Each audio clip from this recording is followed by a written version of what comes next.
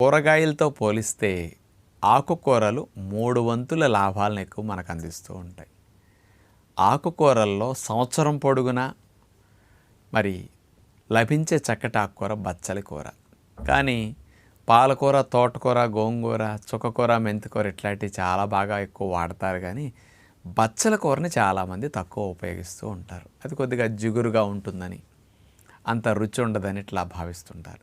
వండుకునే తీరు కొద్దిగా మార్పు చేస్తే చాలా బాగుంటుంది.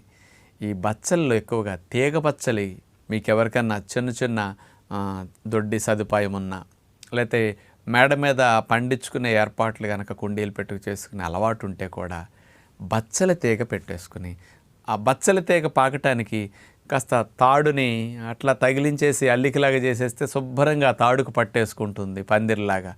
దానికి బచ్చల తీగ శుభ్రంగా పాగుతుంది. లేదంటే అంత చిన్న చెట్టు కొమ్మ పీకి అట్లా పెడితే